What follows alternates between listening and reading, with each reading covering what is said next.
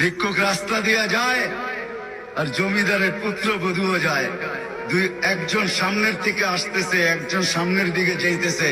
দুইজনের ক্রসিং এর সময় ভিক্ষুকের গায়ের কাদা জমিদারের পুত্রবধূর গায়ে লেগে গেছে। সে দুনিয়া আমদার করে ফেলছে, স্বামীকে ডাইকা নিয়ে আসছে, বলছে ভিক্ষুক আমার কাপড় নষ্ট করে দিছে। সে শুধু ভিক্ষুক ছিল না, বৃদ্ধ ছিল। বৃদ্ধ ছিল না শুধু, জীর্ণ ছিল, শীর্ণ ছিল। শরীরে কাপড় ছিল না, ফাটা চিরা কাপড় ছিল। পায়ে জুতা ছিল না, পেটে ভাত ছিল না। জমিদারের পুত্র সইতে পারে নাই, যৌবনী শক্তি সয় তো সয় কি করা। তার স্ত্রীর গায়ে ভিক্ষুকের কাদা, বস সমগ্র শক্তিকে হাতে জমা করা, একত্র করা বৃদ্ধের কালে বসায়। বৃদ্ধ কিচ্ছু বলে নাই, শুধু উপরের দিকে তাকায় দুই তিনটা শব্দ উচ্চারণ করছেন। শব্দগুলা হলো ইয়া আল্লাহ।